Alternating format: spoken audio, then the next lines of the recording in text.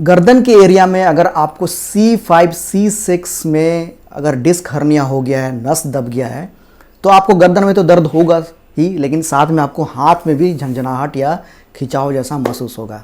लेकिन इसको हम एक्सरसाइजेस से पूरी तरह से ठीक कर सकते हैं। इसी के ऊपर में आज इस वीडियो में हम चर्चा करेंगे। फ्रेंड्स, अगर आप हमारे चैनल में नए हैं, ऐसा ही हेल्पफुल वीडियोस और ऑथेंटिक वीडियोस मैं लेकर के आता हूं, इसलिए आप मेरे चैनल को जरूर सब्सक्राइब कर लो और बेल आइकन भी प्रेस कर दें ताकि आपको नोटिफिकेशन मिलता रहेगा। तो जो सबसे पहला एक्सरसाइज है वो है नेक एक्सटेंशन एक्सरसाइज। ठीक है, एक्सरसाइज के ऊपर तो मैं जाऊंगा, लेकिन थोड़ा सा पहले समझ लेते हैं कि ये C5 C6 डिस्क हर्निया होता क्या, वहाँ पे कैसे नस दब जाता है, ताकि आप जो एक्सरसाइजेस करेंगे उसका आपको रिलेवेंस पता चल जाएगा। ठीक है, तो फ्रेंड्स, हमारे सर्वाइकल एरिया में C1 से लेकर के C7 तक सर्वाइकल स्पाइन होते हैं। ठीक है, जिसको हम लोग वर्टेब्रल बॉडी बोलते हैं। ठीक है, स्पाइन होता है। तो हर एक वर्टेब्रल बॉडी के बीच में एक सॉफ्ट डिस्क रहता है। फॉर एग्जांपल, ये मेरा कैमरा का जो कैप है, ये है सॉफ्ट डिस्क। तो हर एक वर्टेब्रल बॉडी के बीच में ये डिस्क, सॉफ्ट डिस्क रहता है। ठीक है, जिसको हम लोग इंटरवर्टेब्रल डिस्क कहते हैं।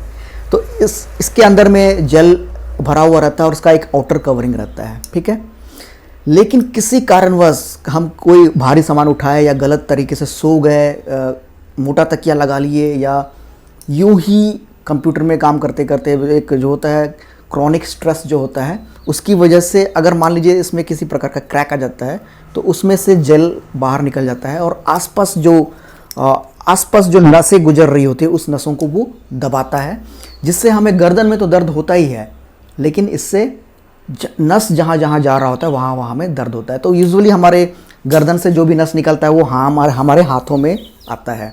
ठीक है, तो हमारे हाथों में झंझनाहट और खिंचाव सा महसूस होता है। तो हमारा जो भी एक्सरसाइज है उसका पर्पस है कि उस जो डिस्क जो बाहर निकल गया है उसको वापस अपने जगह पे भेजना, और दूसरा है हमारे गर्दन के आसपास के मांसपेशियों को मजबूत करना, जिससे कि वो जो डिस्क में जो प्रॉब्लम आ गया है उसके ऊपर इम्पैक्ट कम हो जाए और हमारा जो गर्दन का जो लोड है वो मसल्स ले लें। ठीक है, तो इसी के साथ हम बढ़ते हैं नेक एक्सटेंशन एक्सरसाइज में। आपको गर्दन को पीछे की तरफ इस तरह से ले जाना है।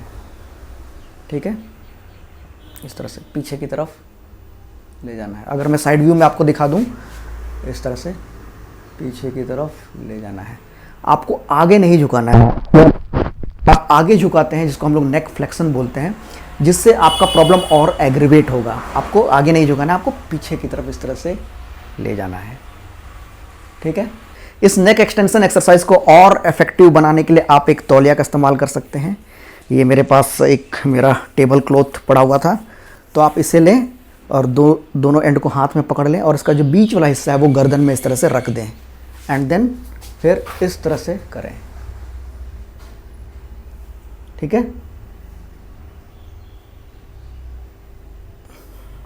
ओके। पढ़ते हैं अगला एक्सरसाइज, वो है नेक साइड बेंडिंग एक्सरसाइज। अगर ये problem C5 C6 disc bulge या डिस्क हर्निया का प्रॉब्लम क्रॉनिक हो जाए तो हमारे गर्दन के आसपास के मसल्स भी स्टिफ हो जाता है, तो हम लोग को उसको रिलैक्स करना ज़रूरी है। तो उसके लिए आपको गर्दन साइड बेंड, नेक साइड बेंड के लिए आपको स्मूथली आपको नेक को एक तरफ बेंड करना है, देन स्मूथली दूसरी तरफ भी बेंड करना है। ठीक है, इस तरह से राइट लेफ्ट राइट लेफ्ट, इस तरह से आपको बेंड करना है। इसका आप एक काउंट कर लेंगे कि आपको एक साइड में 10 बार करना है, यानी कि 10 बार इस तरफ कर लिए तो 10 बार इस तरफ करना है, यानी कि आप इन टोटल आप 20 टाइम्स कर लीजिए। 1 2 3, तो इस तरह से आपको 20 टाइम्स इसको कर लेना है। तो बहुत लोगों का दिमाग में सवाल आता है कि इस दौरान आपको सांस कैसे लेना है, ब्रीथिंग कैसा होना है। नॉर्मल ब्रीथिंग करिए, इसका कोई ऐसा रूल नहीं है। नॉर्मल जैसा आप ब्रीथ करते हैं वैसा आप ब्रीथ करिए ये एक्सरसाइज के दौरान। ठीक है, अब है नेक रोटेशन। नेक रोटेशन के लिए भी आपको सीधी तरह से एकदम रिलैक्स होकर खड़े हो जाएं या बैठ जाएं, एंड देन लेग को लेफ्ट की तरफ रोटेट करें, एंड देन राइट की तरफ रोटेट करें, लेफ़्ट की तरफ रोटेट करें, देन राइट की तरफ इस तरह से रोटेट करें, ठीक है, इस तरह से। तो इसे भी आप दोनों तरफ 10-10 बार करें, इन टोटल 20 टाइम्स करें। और स्मूथली करना है, रिलैक्स होके करना है, एकदम हड़बड़ा के नहीं करना है। स्मूथली आपको ऐसे करना है, ऐसे ऐसे झटके से नहीं करना है, स्मूथली करना है, ठीक है। अब हम बढ़ते हैं अगला एक्सरसाइज, ये है नेक स्ट्रेचिंग एक्सरसाइज। जैसा मैंने बोला कि नेक के आसपास के मसल्स स्टिफ हो जाते हैं, तो उसको स्ट्रेच करके रिलैक्स करना भी ज़रूरी है, लेंथन करना भी ज़रूरी है, ठीक है। जो टाइट हो गया मसल्स को लेंथन करना ज़रूरी है। तो लेफ़्ट साइड के नेक के मसल्स को स्ट्रेच करने के लिए आप अपना राइट हैंड लेंगे, कान के जस्ट ऊपर यहाँ पे रखेंगे, एंड देन इसे इस तरह से ऑपोजिट डायरेक्शन यानी कि राइट साइड में आप पुल करेंगे। पुल करिए और उस पॉइंट तक पुल करें जहां आपको एक यहाँ पे एक कंफर्टेबल स्ट्रेच फील हो, और उस पॉइंट को उस पॉइंट में कम से कम आप 30 सेकंड्स तक होल्ड करके रखें, एंड देन धीरे से रिलैक्स छोड़ दें। सेम यही प्रोसेस आपको दूसरे तरफ दोहराना है, ठीक है। आप ये एक्सरसाइज करने के बाद आपको इंस्टेंटली आपके नेक के आसपास के जो मसल्स उसमें रिलीफ फील होगा। और क्योंकि ये स्ट्रेचिंग एक्सरसाइज है, इसलिए आपको एक साइड में आपको 3-3 बार करना है, ठीक है। अब बढ़ते हैं नेक स्ट्रेंथनिंग एक्सरसाइज। जैसा कि मैंने इंट्रोडक्शन में बोला था कि नेक के आसपास के मसल्स वीक हो जाते हैं, तो उसको स्ट्रेंथन करना भी ज़रूरी है। कैसे स्ट्रेंथन करेंगे? सिंपल है, हमें चारों तरफ के मसल्स को स्ट्रेंथन करना है, फ्रंट के, साइड्स के, एंड देन बैक मसल्स के, ठीक है, बैक ऑफ नेक के। तो आसान है। आप सिंपली फ्रंट मसल्स को स्ट्रेंथन करने के लिए आप अपने फॉरहेड में अपने हाथ को इस तरह से रख लेंगे, एंड देन इसको पुश करेंगे, ठीक है। हाथ से रेजिस्ट करते हुए इसको पुश करेंगे। 1 2 3 4 5 सेकेंड होल्ड करके रखेंगे, एंड देन रिलैक्स छोड़ देंगे। फिर से 1 2 3 4 5, 1 2 3 4 5, 1 2 3 4 5, ठीक है। तो इसे आप 10 बार करेंगे। ये था फ्रंट का। अब राइट साइड के लिए आप अपना राइट हैंड लेंगे, कान के ऊपर इस तरफ रखेंगे, और सेम प्रोसेस को आप दोहराएंगे। पुश करेंगे, अपने हाथ से रेजिस्ट करेंगे, 5 सेकेंड होल्ड करके रखेंगे, एंड देन रिलैक्स छोड़ देंगे। 1 2 3 4 5, रिलैक्स। 1 2 3 4 5, रिलैक्स। 1 2 3 4 5, रिलैक्स, ठीक है। सेम यही चीज़ यहाँ पे 1 2 3 4 5, रिलैक्स। 1 2 3 4 5, रिलैक्स। 1 2 3 4 5, रिलैक्स। 10-10 बार, ठीक है। अब पीछे के लिए, अब बैक ऑफ नेक का मसल्स के लिए आप अपने हाथ को इस तरह से क्लैस्प कर लेंगे, पीछे ले जाएंगे, हेड के पीछे इस तरह से रखेंगे, एंड देन वही प्रोसेस को आपको रिपीट करना है।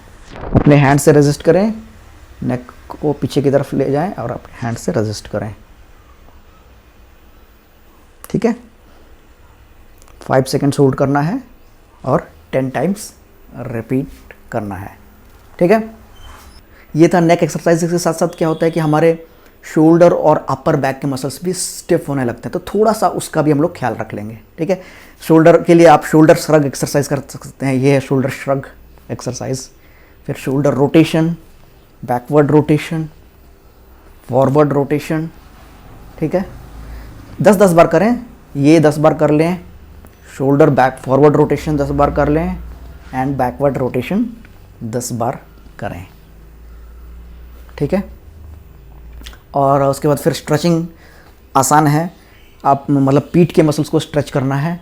आप अपने लेफ़्ट आर्म को इस तरह से, तो दोनों तरफ के शोल्डर ब्लेड के मसल्स को स्ट्रेच करना है, इस तरह से आप करेंगे, और फिर इसे छाती की तरफ खींचेंगे, ठीक है। 10 सेकेंड होल्ड करें, फिर सेम चीज़ आप इस तरफ भी रिपीट करें। 10 सेकेंड होल्ड करें, इस तरह से आपको 3 से 4 बार दोनों तरफ आपको करना है, ठीक है।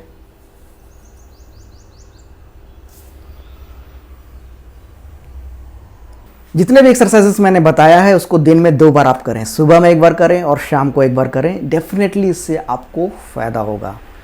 और एक चीज़ की, अगर आपको बहुत ज़्यादा दर्द है, आपके हाथों में भी रेडिएशन जा रहा है, बहुत अनबियरेबल पेन है, तो उस समय में आपको रेस्ट करना है।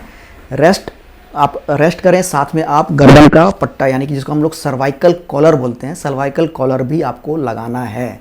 ठीक है, वंस एक बार आपका सीवियर पेन कम हो जाएगा, उसके बाद फिर आप इन एक्सरसाइजेस को आप स्टार्ट कर सकते हैं, लेकिन सीवियर पेन को थोड़ा सा कम होने दीजिए।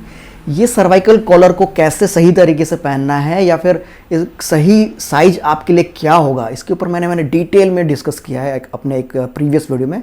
आप वो वीडियो जाकर के देख सकते हैं, लिंक डिस्क्रिप्शन में दे दूंगा या फिर वीडियो के एंड में दे दूंगा। ये वीडियो कैसा लगा आप अपना राय, अपना कमेंट दें और हमारे चैनल को जरूर सब्सक्राइब कर लें। Thank you for watching friends, bye bye.